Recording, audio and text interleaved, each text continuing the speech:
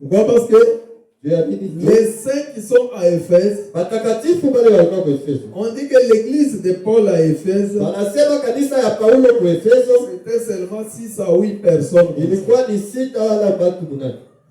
S'ils étaient nombreux, c'est 12. Mais quand il commence à écrire cette lettre pour adresser aux saints qui sont à Éphèse, vous pouvez vous représenter beaucoup de saints. Un monde là. Et pourtant c'était 6 à 8 personnes. Maintenant il a fait cette lettre parce que son église à Éphèse, c'était très peu de gens. Là il commence à leur parler de l'adoption. Il a souhaité la paix, la grâce, de la part de Dieu, notre Père et notre Seigneur.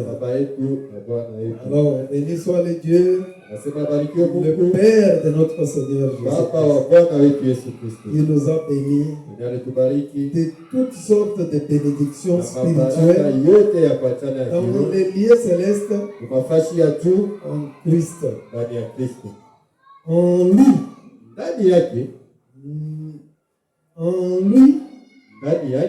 Dieu nous a élus avant la fondation du monde pour que nous soyons saints, irrépréhensibles devant lui, nous ayant prédestinés dans son amour à être ses enfants d'adoption.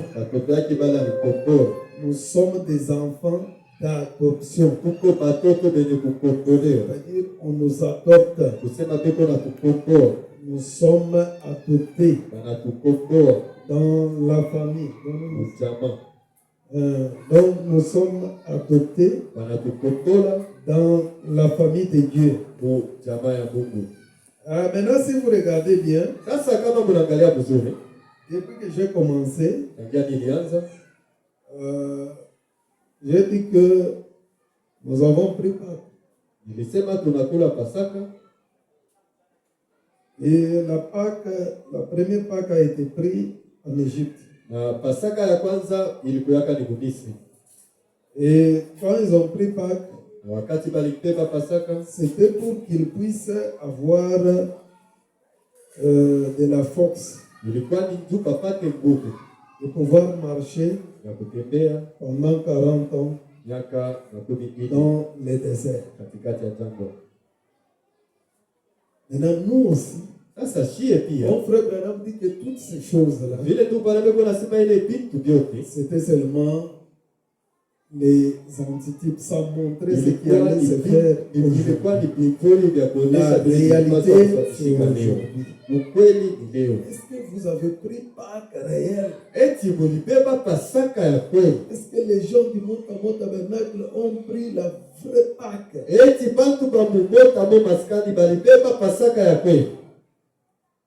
Si vous avez pris la vraie Pâques,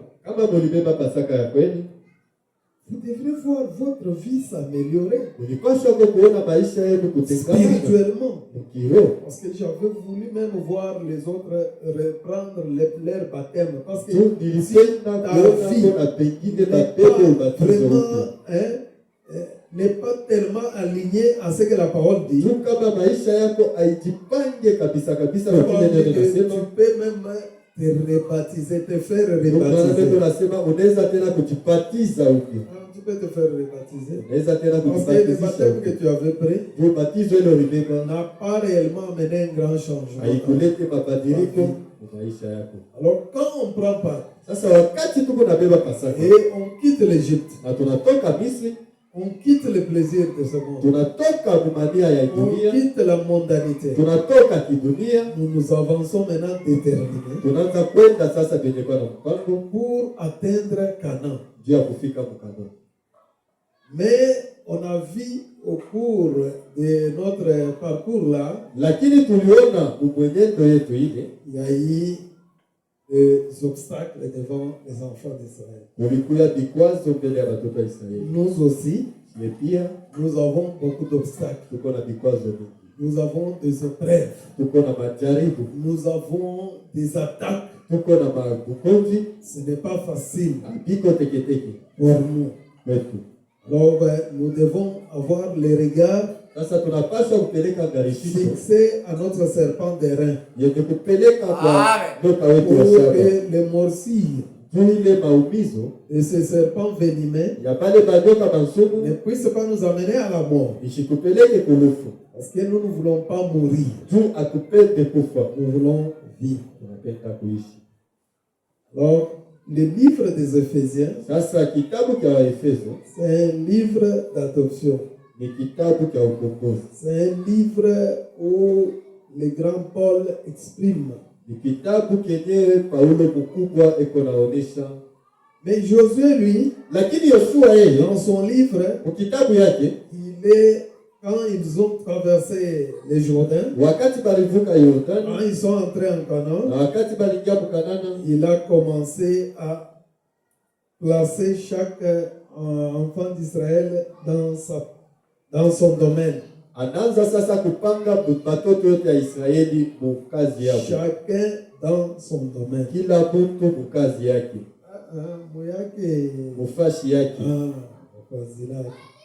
C'est comme ça que cette chose se passe. Alors nous aussi, on nous demande de pouvoir atteindre Canaan. Et quand nous atteignons Canaan, nous devons maintenant regarder si réellement Josué nous a donné notre domaine. Et si Josué nous a donné notre domaine, et qu'est-ce que vous faites dans ce domaine-là? Parce qu'on ne peut pas te donner un domaine si tu es peut-être Zabulon, tu dois paître les animaux là-bas. Et si tu es peut-être, si c'est qui garde, tu dois savoir ce que tu dois jouer comme rôle. Parce qu'il y a même ceux qui sont des vignerons. Donc ils font les champs de vignes. C'est leur spécialité. Il y a qui sont des poètes. Et ils sont seulement là pour des chansons. Et il y en a qui sont des cultivateurs de blé. Alors ça c'est leur spécialité. Et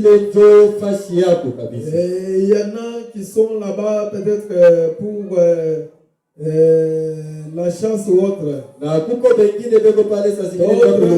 pour exploiter le pétrole. C'est leur spécialité. Maintenant quand nous revenons avec la balle dans nos camps, nous nous demandons, mais qu'est-ce que nous faisons dans notre domaine? On fait quoi? Si Christ nous a élus, Christ avant la fondation du monde, il nous a aimés, il nous a choisis. Alors il nous adopte pour que nous puissions être des enfants d'adoption. Maintenant, en tant qu'enfant d'adoption, on ne vous adopte pas pour que vous puissiez rester bras croisés. Mais quand on vous adopte, on doit vous donner maintenant une tâche. On doit vous donner un devoir. Vous devez toujours avoir quelque chose à faire. Alors c'est pourquoi le mois de juin, la question est que toi, qu'est-ce que toi tu vas faire pour Dieu? Tu vas faire quoi? Tu vas faire quoi réellement? Il va faire quoi? Utafanya nini? Spirituellement parlant. Mukiro, tukisema mukiro. Pour cette œuvre ici. Juu ya hii kazi.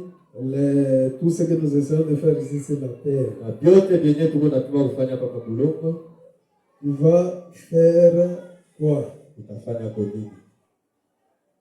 C'est la question qu'on devait se poser. Alors, on ne pouvait pas rester dans le désert. On ne pouvait pas rester à Kadesh Barnea. Nous devons entrer dans la terre promise.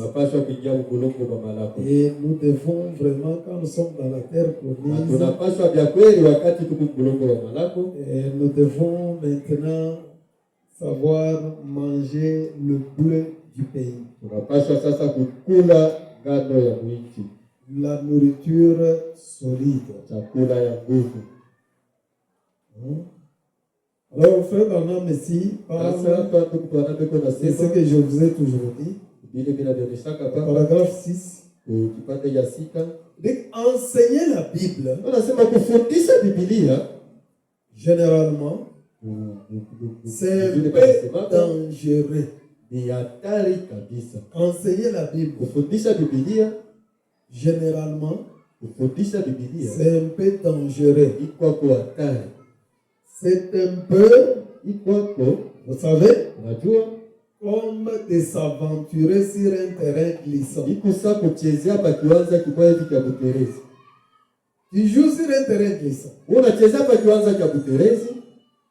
Là, tu risques de t'écraser. Tu risques de faire comme l'ancien Pierre. Ça, c'est un exemple seulement. Quand il glisse, les os se dessoudent ici. Il n'y a pas qui fout. Vous voyez maintenant la conséquence de glisser. Mais ça, c'est dans le naturel. Maintenant, pour un homme de Dieu que nous sommes ici, si je ne tire pas attention de savoir qu'est-ce que je fais au qu'est-ce que je fais au Montamot avec moi. Je risque de glisser et ça peut me donner des conséquences.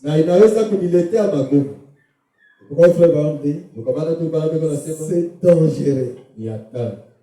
C'est comme s'aventurer sur un terrain glissant. Hein? Oui.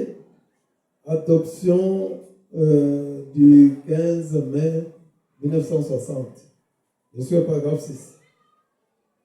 Alors, vous comprenez un peu? C'est pourquoi quand on est là, on n'a pas droit à l'erreur.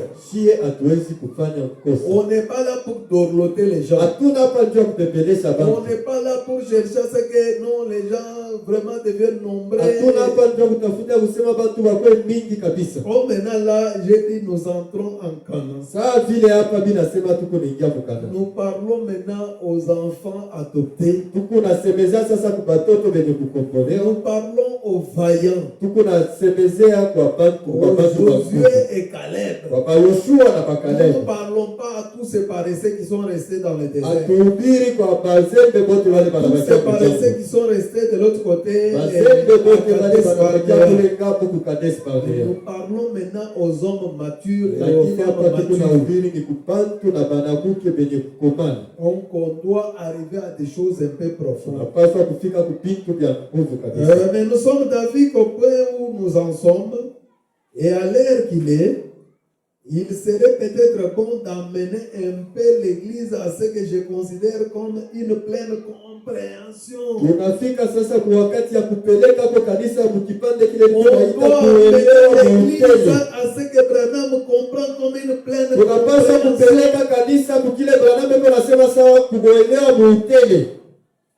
Côté position.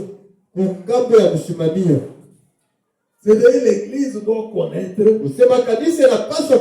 Elle se tient où?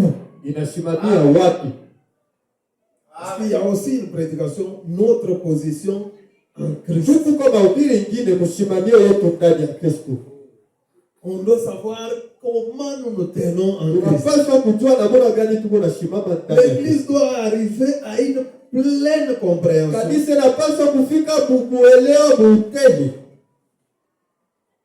À une pleine compréhension. À l'heure qu'il est ici.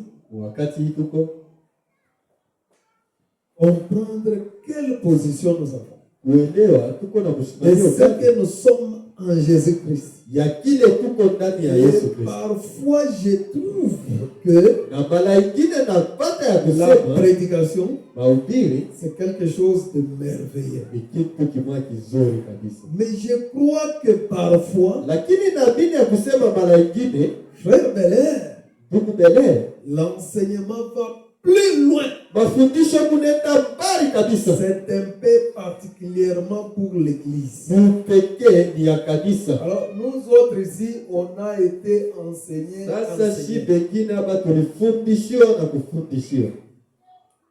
Et les enseignements nous ont vraiment donné une position. Vous ne pouvez pas venir commencer à me balloter comme ça. Je connais où je me tiens. Et je connais ma position. Mais il y a des gens qui n'ont jamais été enseignés. Et ils sont venus au message par des émotions. Ils trouvent un évangéliste qui prêche là-bas. Alors viens donner ton cœur à Christ. Abandonne les péchés. Il vient, c'est fini. Il commence à prier. On l'amène dans les dons. Il commence à exercer les dons. On commence à lui parler de la sainteté. Mais si vous allez avec lui côté enseignement, il n'est pas bien positionné. Il ne connaît même pas comment, où se tenir. Alors c'est pourquoi quand moi j'ai regardé, on a beaucoup parlé d'Égypte, on a beaucoup parlé, voilà, il faut faire ça, on résister comme ça, c'est pas des prédications. Mais il faut qu'on parle des choses profondes. Je voulais commencer directement par les 3 venues du Seigneur. Beaucoup de gens sont maintenant dans la distraction. Ils ne connaissent plus dans quelle ère nous vivons. Bientôt ça sera 2027. Quand vous regardez les choses, la télévision, regardez les marchés, les projets que les gens ont. C'est comme si Dieu n'avait rien dit pour ça. C'est comme si les promesses ne s'accomplissent plus. On doit bien regarder chaque promesse. Et on doit veiller et prier. Alors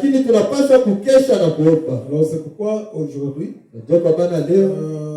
au mois de juin ici, nous commençons à attaquer, nous parlons des choses de la terre promise.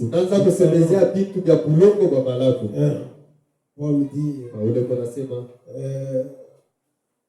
nous, par sa grâce, nous avons été élis. Nous avons été prédestinés. Nous a prédestinés à être des enfants d'adoption.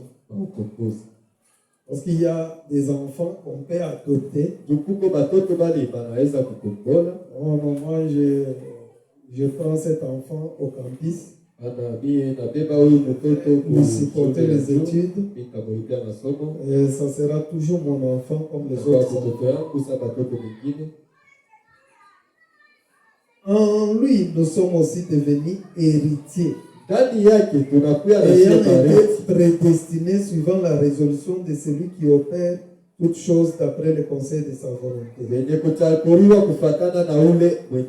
Afin que nous servions à la louange de sa gloire. Nous qui d'avance avons espéré en Christ. En lui, vous aussi, après avoir entendu la parole de la vérité, l'évangile de votre salut, en lui, vous avez cru et vous avez été scellés du Saint-Esprit qui avait été promis. Donc l'adoption pour nous, c'est le Saint-Esprit. Amen. Donc pour qu'on puisse te sceller du Saint-Esprit, on doit d'abord te tester. On doit d'abord te bousculer. On doit d'abord t'éprouver. On doit voir si réellement les briques sont bien placées. Si les briques ne sont pas bien placées, l'inspecteur va dire ne faut pas sceller. Ça va créer des accidents. Donc on doit vraiment se rassurer que les marchandises dans les wagons ont été bien placées. Les secousses, les choses de la quand le train vraiment marche, ça ne va pas créer des accidents. Donc c'est un grand sujet. La façon dont Paul présente ça aux Éphésiens, je regarde même les Éphésiens, je me dis Seigneur, mais ce n'était pas facile. Ce n'était pas facile. Alors, il dit enseigner la Bible généralement, c'est s'aventurer. C'est comme jouer sur un terrain glissant. Donc nous devons, en ce mois de juin,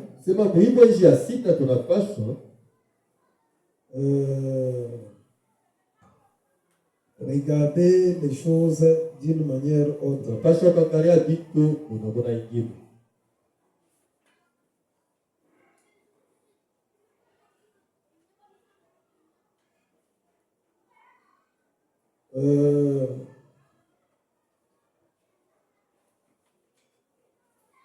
Paragraphe 11. Et s'il y a quelque chose qui brille dans mon cœur, j'espère que ça ne me quittera jamais dans les années à venir. Je n'oublierai jamais ce qui s'est passé dimanche matin passé. Il y a une semaine. Cela a eu tellement d'effet sur moi que ma vie en a été révolutionnée. Je ne crains pas. Je n'ai pas absolument aucune crainte de la mort. Il n'y en a aucune crainte à avoir de la mort. Il n'y en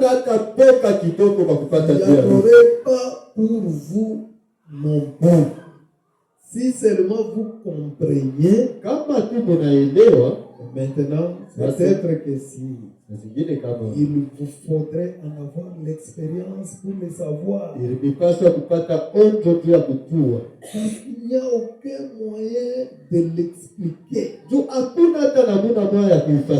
pourriez trouver les mots. Parce qu'il ne se trouve pas dans les dictionnaires. Ni dans aucun autre dictionnaire.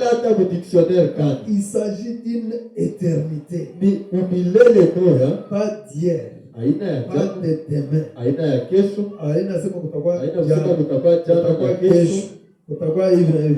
Tout est autant. Pas question de dire je me sens assez bien. Je ne me sens pas si bien. Plus tard, je me sens bien de nouveau. Tout le temps. Tout le temps. Voyez? Il n'y a aucune cesse, rien que cette paix glorieuse est quelque chose. Et il ne peut y avoir aucun péché. Et il ne pourrait y avoir aucune jalousie. Et il ne pourrait y avoir aucune maladie. Il ne pourrait jamais rien y avoir qui atteigne cette rive céleste. Si je peux avoir le privilège de dire ceci, peut-être que je ne l'ai pas. Si je ne l'ai pas encore, alors je prie Dieu de me pardonner. Mais si j'en ai le privilège, et qu'effectivement Dieu m'ait permis d'être ravi quelque part pour avoir quelque chose, je désignerai cet endroit comme le premier ciel. Très bien. On va bien interpréter. Venez aussi mettre ça. Mettez ça pour que nous puissions être bien. Vous comprenez maintenant la question? La façon dont Frère Abraham est en train d'aller avec ça, c'est question d'être mature maintenant. C'est question d'être adulte. Le message que nous avons, ce n'est pas un message de pentecôtistes. Ce n'est pas un message de tous les dénominationnels. Nous avons un message personnel. Un message personnel. Un message du cœur. C'est un mystère. Tu ne peux pas être là. C'est difficile d'expliquer à quelqu'un. L'adoption. C'est difficile d'expliquer à quelqu'un ce que vous-même vous avez vécu. Alors Frère Branham, il a fait même l'expérience d'aller de l'autre côté, de rencontrer nos frères, nos soeurs, qui sont de ce côté là-bas. Ils lui ont même dit, si tu n'étais pas venu, on ne serait pas ici. C'est grâce à toi, c'est grâce à ton message que nous sommes ici. Donc ce message ici, vraiment parle de 3 étapes. Il dit que nous devons passer par ces 3 étapes. Comme les enfants d'Israël, ils sont passés aussi par ces 3 étapes. Oui, c'est le paragraphe 11.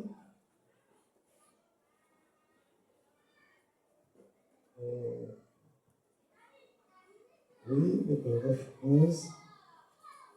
C'est ici où je suis. C'est pas comprendre. Écoutez. Il dit, je peux nommer cet endroit comme le premier ciel. Ici, c'était à ce point glorieux. Dans le premier ciel, qui peut contenir le 3e ciel. Ce n'est pas étonnant qu'il n'en ait pas pu en parler pendant 14 ans. Paulo n'a pas parlé de cela il y a 14 ans passés. Il ne savait pas s'il était dans son corps ou hors de son corps.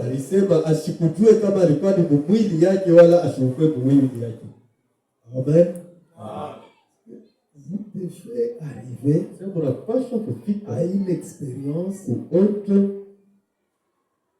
où vous devez vous savoir vous désolidariser de votre corps.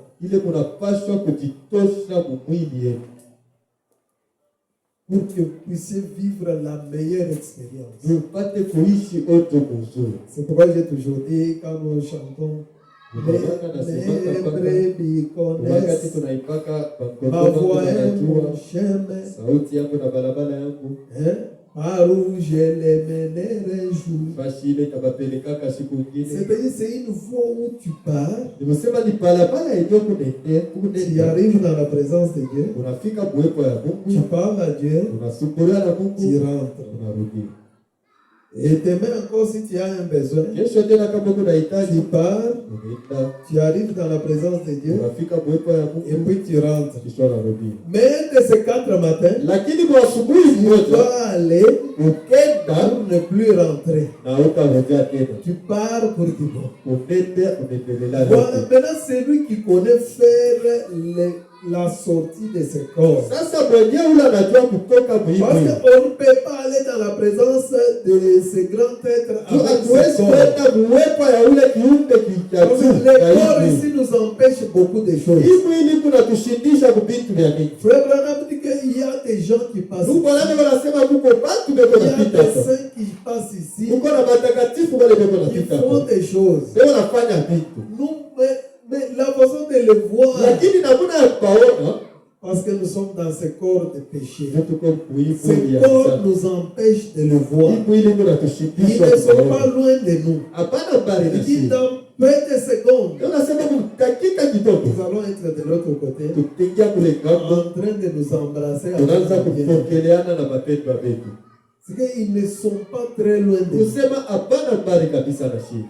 Alors, Paul, quand il a fait cette expérience, Sasa Paulo wakati alionja, il n'a pas voulu dire cela à quelqu'un. asikupende kuonyesha Mungu, Il est resté akabakia plus de 14 ans pita kama miaka 14 sans raconter cela à quelqu'un. bila kuonyesha Mungu. Il a dit même que Anasema quand même il kusema, parlait, c'était comme s'il s'agissait de lui, comme s'il s'agissait de quelqu'un na d'autre. wakati anaanza kusema ilikuwa sasa hivyo anajisemeza ni yeye wala anaanza kusemeza Comme ces grands apôtres sawa ule mtume mkuu. non pas pour partager sa fonction, Haina juu ya kukawanya ni pour kazi yake, chercher à nous faire passer pour quoi que ce wala soit. juu ya kujipitisha kama ni juu ya nini. Il s'apparenterait à ce qu'il a été. Ile itafanana Mais na je kila peux alikuwa. dire comme lui que je ne sais pas si c'était dans son corps Lakini naweza ou kusema hors sasa de hivi ses corps. sijue kama ilikuwa ni mwili Tout ce que je wala peux nje ya mwili, lakini kyote kile mimi naweza C'est kusema que c'était réel. tuseme ilikuwa kweli Aussi réel que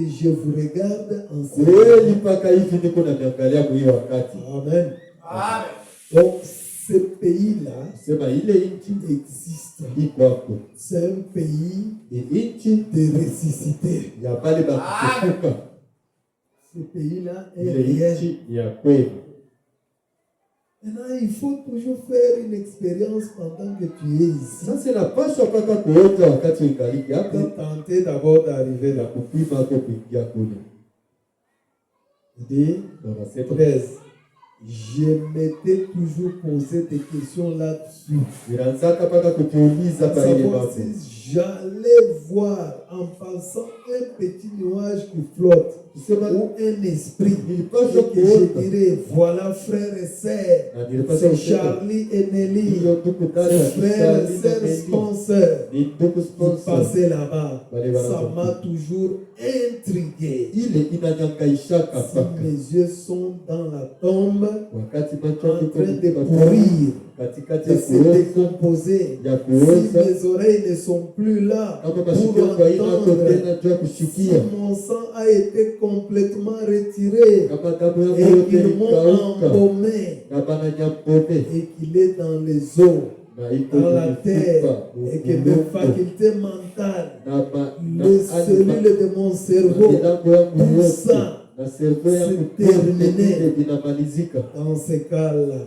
Ile wakati sasa, comment pourrais-je être autre chose qu'un simple esprit qui flotte? mbona gani mimi naweza kuwa kitu kingine kama iko roho ile iko Ça nahangaika, m'inquiétait. ilianza kunyangaisha sana. J'aimerais tellement dire Nilipenda kabisa kusema bonjour frère Pat. Oh, je suis content de te voir. Bonjour frère Neville. J'aimerais tellement te voir. Je pensais, eh bien, si je n'ai rien pour voir, pas de bouche pour parler, la bouche est décomposée, les yeux sont décomposés, et les poussières. Comment pourrais-je dire bonjour frère? Bonjour frère. Ainsi de suite. Salut Charlie. Et maintenant, je sais que c'est faux. Car il est écrit dans les Écritures. Ce que j'ai dit ne va donc pas à l'encontre. Si cette tente où nous habitons sur terre est détruite, nous en avons une qui nous attend, une autre tente qui a des yeux, des oreilles, des lèvres, des facultés mentales. Si cette tente où nous habitons sur la terre est détruite, c'est un corps dans lequel je peux toucher, je peux parler, ça vient juste de me revenir à l'esprit. Amen. Ça, c'est un niveau un peu élevé. C'est pourquoi il a commencé par dire enseigner la Bible, c'est dangereux. Enseigner la Bible, c'est comme jouer sur un terrain glissant. On ne doit pas enseigner la Bible comme un journal. On ne doit pas enseigner la parole comme si c'était des lettres mortes. Mais nous devons vous amener. Chacun a une expérience personnelle. A une expérience individuelle.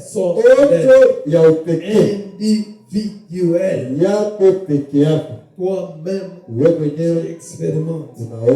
Ouais, je te dis que si tu y es entré conformément à ce livre des Éphésiens, c'est que tu dois avoir ton domaine, là où tu règnes, là où tu domines, là où tu exerces tes fonctions. Tu ne devrais pas seulement continuer un peu avec le chapitre 2.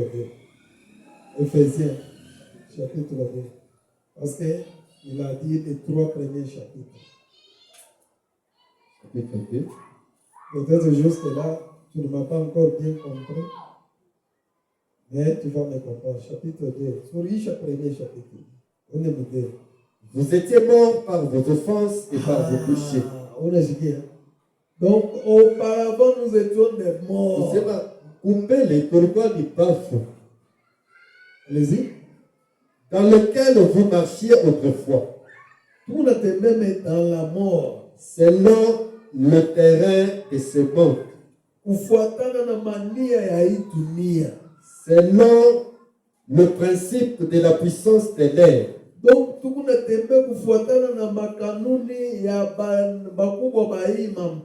et l'esprit qui agit maintenant dans les fils de la rébellion.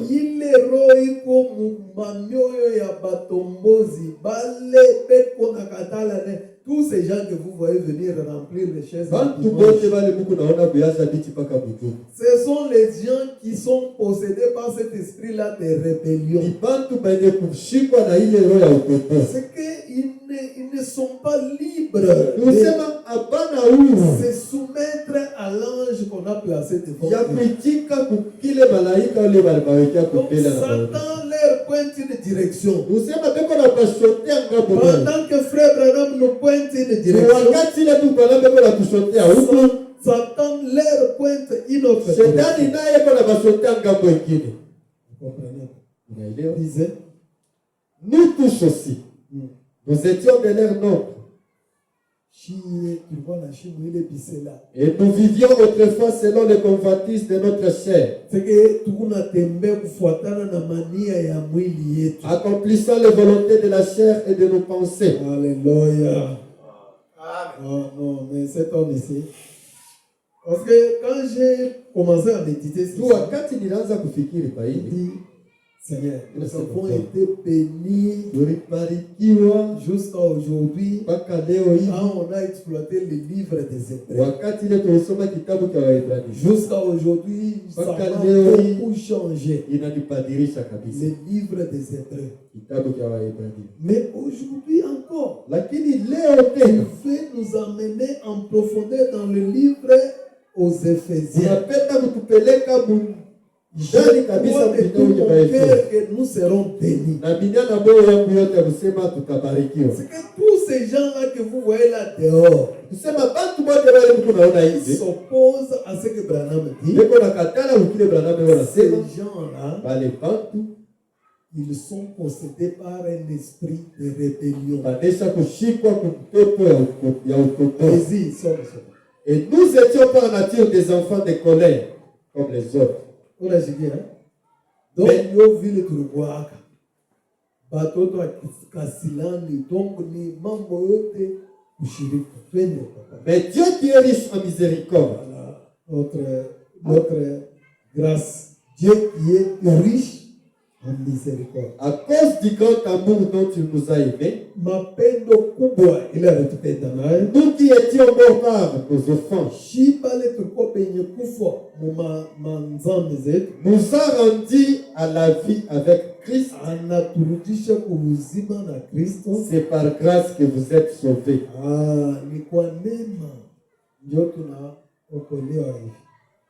Allez-y. Il nous a ressuscités ensemble. Et nous a fait asseoir ensemble dans les lieux célestes en Jésus-Christ.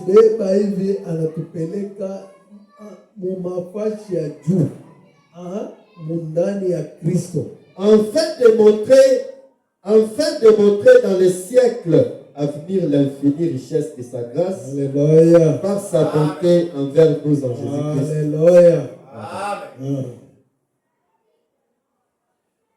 Car c'est par la grâce que vous êtes sauvés. Par le moyen de la foi. Et cela ne vient pas de vous. C'est le don de Dieu. Ce n'est point par le zèle. Afin que personne ne se glorifie. Car nous sommes son ouvrage. Ayant été créés en Jésus-Christ pour de bonnes œuvres. Que Dieu a préparé d'avance afin que nous les pratiquions. C'est quel verset? Verset 10. Je m'en viens avec les 19 ou moins. Alors vous voyez, 19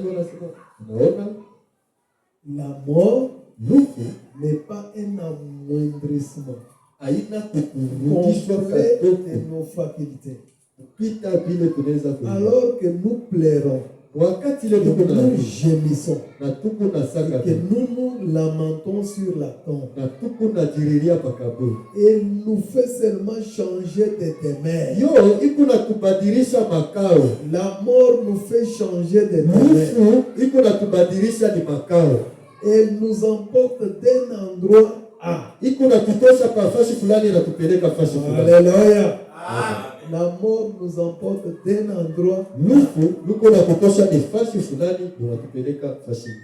L'âge, qu'est-ce que c'est? Si je vis une heure de plus, j'aurais survécu à bien des personnes de 16 ans. J'aurais survécu à bien des personnes de 50 ans et de 5 ans. L'âge n'est rien. Nous avons été placés ici seulement dans un but pour faire quelque chose. C'est ce que j'ai dit ici, que chacun Comme le mois de juin s'ouvre. Tu ne peux pas aller taper Dieu pour qu'il te garde. C'est seulement par sa grâce. Mais pose-toi la question. Quel est le sens de ma vie au mois de juin? Qu'est-ce que moi aussi je peux faire pour que le royaume de Dieu avance? Parce que Dieu ne m'a pas gardé seulement comme ça. Je ne suis pas arrivé à survivre, donc on a survécu alors que les autres sont morts. Bon, beaucoup de petites mamans au joli visage assises ici, certainement, de 60 ou 70 ans diront. Ma maman va venir se connaître ma 70 ans. Mais moi, qu'est-ce que je fais? Frère Branham. Vous te dites, c'est bien une fois et bien qu'à 70 ans. Tu vas te demander, mais moi j'ai fait 50 ans. Qu'est-ce que j'ai fait? Branham dit, vous avez élevé vos enfants. Vous avez fait ce que vous aviez à faire. C'est que kila muntu, selon que Dieu vous a placé, il y a un rôle à jouer. C'est pourquoi dans le livre de Josué, à chaque enfant d'Israël, on avait donné un domaine. Et dans ce domaine-là, ce n'est pas pour croiser les bras, c'est pour se mettre au travail. Une fois adopté, on doit vous donner des tâches. Oh, je vais seulement les dorloter, que personne ne puisse l'envoyer, que personne ne le gronde. C'est mon enfant adoptif. Je n'aime pas qu'il commence à se souvenir des choses passées. Je veux seulement qu'il soit là comme ça. Quand on adopte un enfant, on lui dit, tu vas commencer à t'occuper des poules. Toi, tu vas t'occuper des chèvres là-bas. Chaque soir, il faut aller prendre la chèvre, l'amener. Chaque soir, tu vas commencer à t'occuper de chaque matin, tu donnes le nourriture aux pigeons. Avant d'aller à l'école, tu vas faire ça. Tu vas arroser les jardins. Tu as toujours quelque chose à faire. Ça, c'est dans l'adoption. Si tu n'as pas quelque chose à faire, c'est que tu es comme un vagabond. Un chèque qui est là-bas, il est libre. Lui, venir à l'église ne lui dit rien. Aller arroser les jardins, ça lui dit rien. Aller savoir la chèvre a brouté ou n'a pas brouté, ça lui dit rien. C'est un enfant libre. Et un enfant adopté, il est sur un programme bien établi.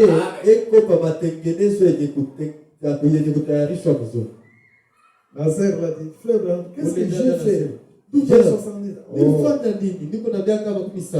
avez élevé vos enfants. Vous avez fait ce que vous aviez à faire. Peut-être qu'un vieux papa assis ici dira, j'ai hercé les champs. J'ai fait ceci. Je n'ai jamais prêché. Mais vous avez rempli exactement la mission que Dieu vous avait confiée. Il y a une place pour vous. J'ai parlé à un vieux médecin hier.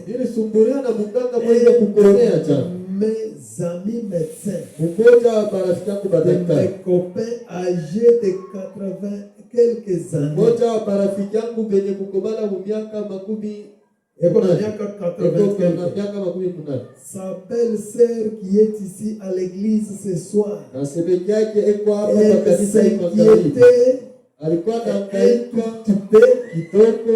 tout petit peu à son sujet. Alors je suis allé le voir. Et dès que j'ai commencé à lui parler, son visage s'est éclairé. Il m'a raconté un voyage de chasse qu'il avait fait il y a bien des années au Colorado, la région même où je chasse. Il avait encore toute sa capacité, toute sa vivacité. Et j'ai dit, docteur, il y a combien de temps que vous exercez? Il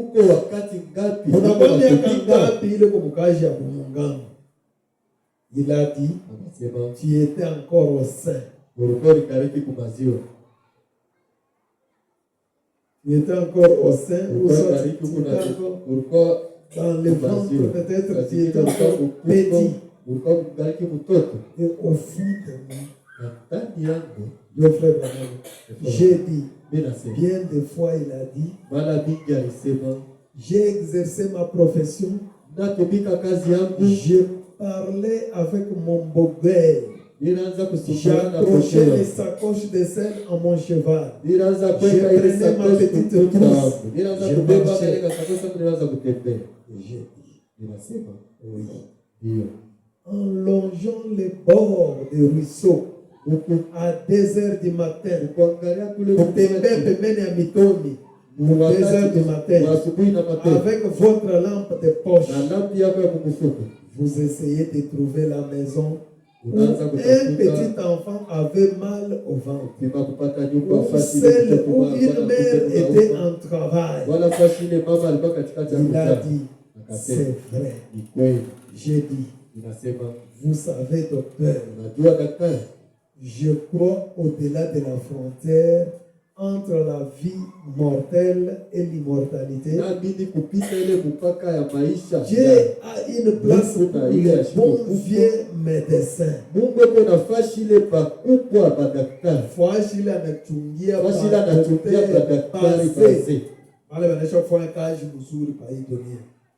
Dieu a une place pour les bons vieux médecins qui ont accompli leur service comme ça. Des grosses larmes lui montaient aux yeux. Il s'est mis à pleurer. Il a levé ses mains, frère. Frère, moi. Il a dit, frère Branham, je l'espère bien. De l'autre côté, Dieu juge l'âme d'un homme. Ce qu'il est. Alors je lui ai donné ce passage convaincant. Et des fois il s'était frayé péniblement un chemin à travers les champs sombres et boueux.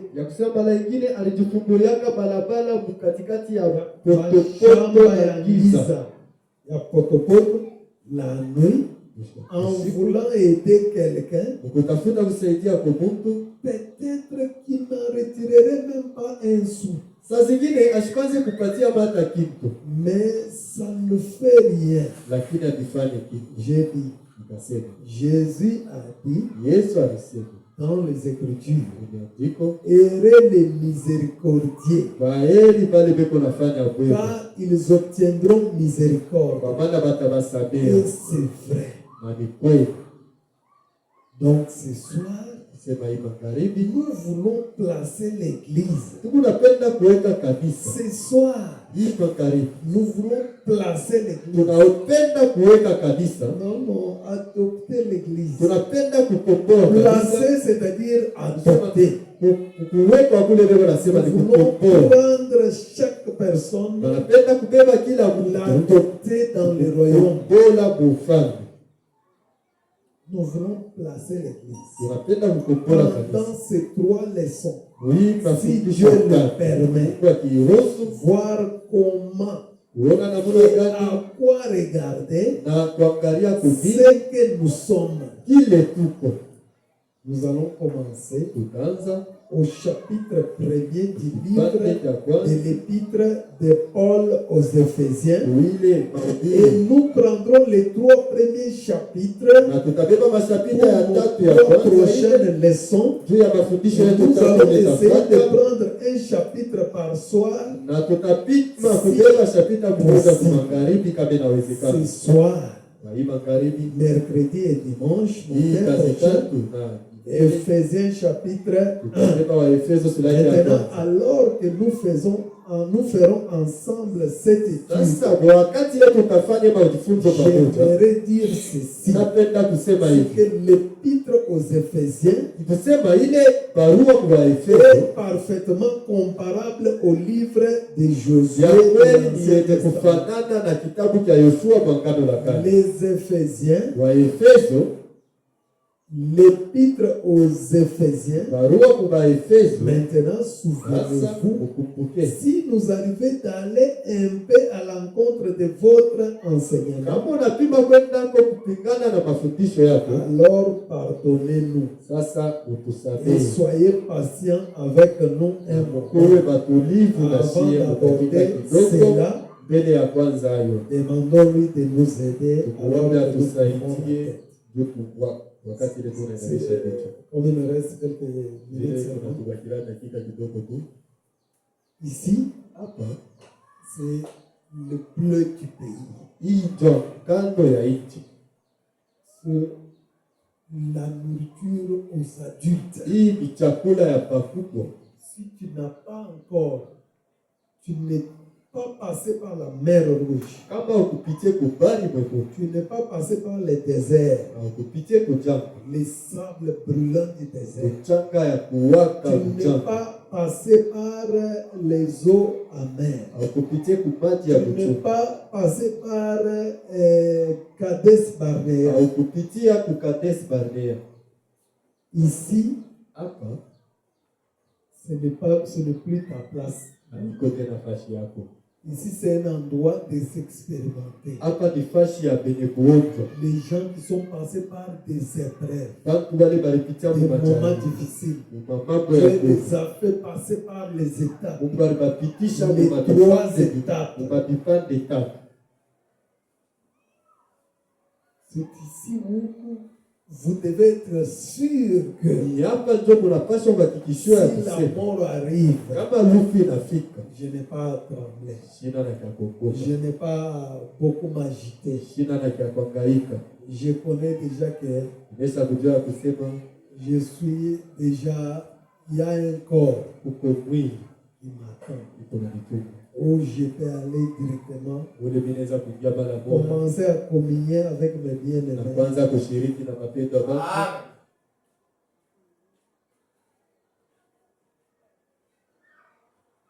Là où il commence à m'étonner, c'est donc, l'épître aux Éphésiens, comme je viens de le dire, à mon avis, à son avis,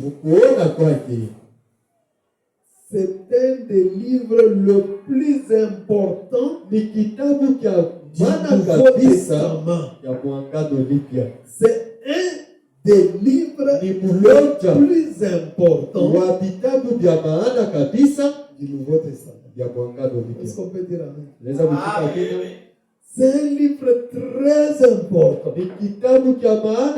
C'est le livre de notre adoption. Mais pour adopter un enfant, on doit beaucoup étudier cet enfant. On doit éprouver cet enfant. Il faut le tenter avec l'argent, voir si il va voler, voir comment il va se comporter. C'est comme ça que Dieu aussi, pour nous adopter, il nous fait passer par un grand désert. Il nous fait passer par la mer Rouge. Il nous fait passer par les Jourdains. Il nous fait passer par Kadesh Barnea. Il nous fait passer par toutes ces choses. à mon avis, c'est l'un des livres plus importants du Nouveau Testament. Il nous amène alors que les calvinistes parlent d'un côté et que la doctrine arménienne parle de l'autre. L'épître aux Éphésiens concilie les deux et place l'Église dans sa position. Alléluia. Alors, j'ai typifié ce livre avec celui de Josué. Si vous remarquez, Israël est sorti de l'Égypte. C'est-à-dire qu'il faut d'abord quitter l'Égypte. Quitter d'abord les plaisirs de ce monde. Quitter la mondanité. Tous ces gens-là que vous voyez venir les dimanches, ce sont des gens qui sont encore en Égypte. Ils sont esclaves de Pharaon. Si vous remarquez, Israël est sorti de l'Égypte. Il y a eu 3 étapes. Voyage. Une étape, c'était de quitter l'Égypte. L'étape suivante, c'était le désert. Et l'étape suivante, c'était Canaan. Alléluia. C'est-à-dire, nous maintenant, que vous le vouliez ou pas, nous allons entrer dans la 3e étape.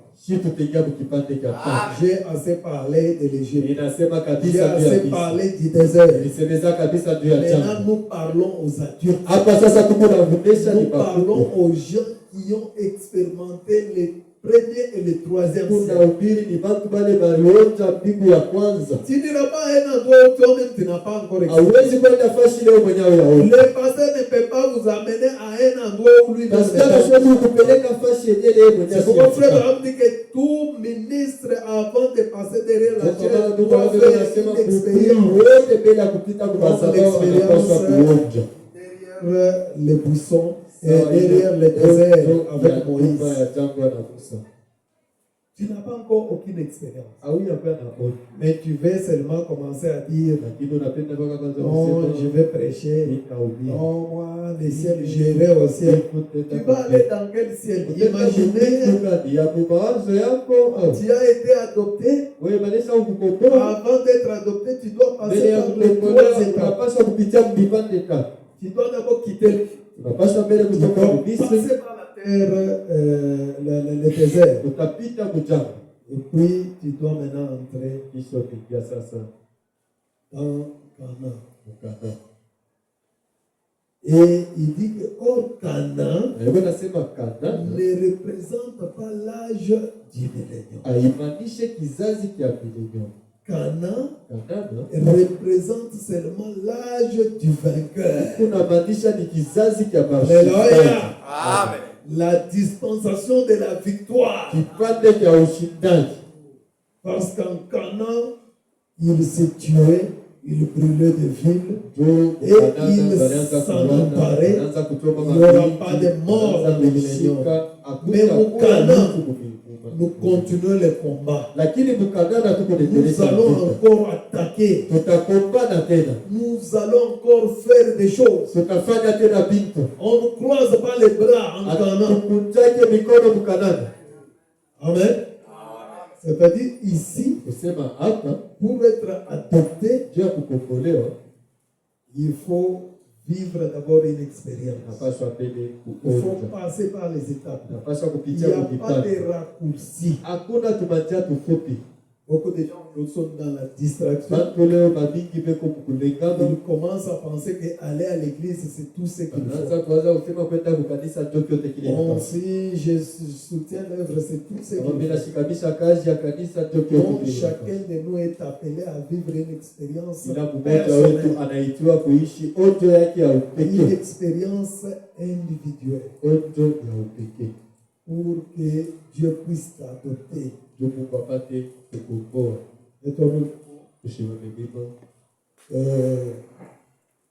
On va